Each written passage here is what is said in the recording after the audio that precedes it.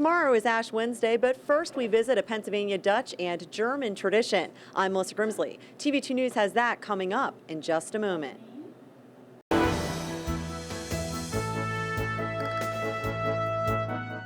Thanks for tuning in to TV2 News. I'm Melissa Grimsley, and happy Fastnachts Day. Today we go behind the scenes with MaryAnnDonutKitchen to explore the deep frying process. It's Fastnacht Day, and that's the day before Ash Wednesday. It's the day that Pennsylvania Dutch people traditionally eat donuts.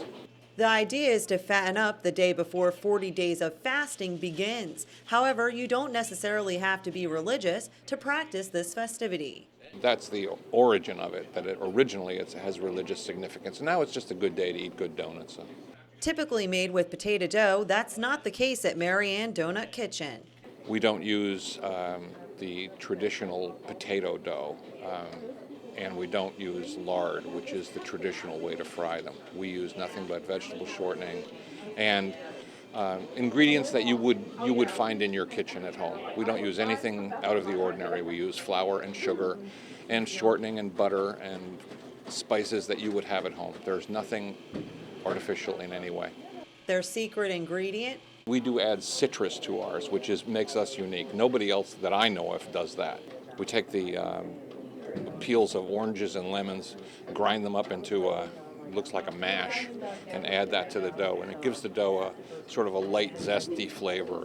First it's mixed, then left to proof or rise. Then it gets cut up into pieces of about 3 pounds apiece, rounded up and rises again. And then we put it through a machine called a divider rounder, nicknamed a shimmy machine. And that divides it up into little pieces, and they go onto donut screens, and then it goes into a proof box and rises for the third and last time. And from there, it goes straight into the fryer, where it's fried. Each piece is turned over individually, and then it goes onto a rack to cool. And once it's cold, then it just gets finished. Powder or sugar or whatever we do to it, and it's ready for sale. They come in 3 forms: powdered sugar, granulated sugar, or plain. 2,400 dozen Fastnachts will hit this bakery's shelf on the busiest few days of the year. We visited during a low peak hour to avoid the donut rush. My joke about the traditional Fastnacht is that they're so heavy, they're such sinkers that you go through a 40-day fast, and if you eat one on Fastnacht Day, it stays in your stomach pretty much for the whole 40 days. Not ours. Ours are light as a feather. The competition is so heated, in fact, that theater students are visiting local donut shops to see who snapshots the best. We recognize almost everybody who walks through the door.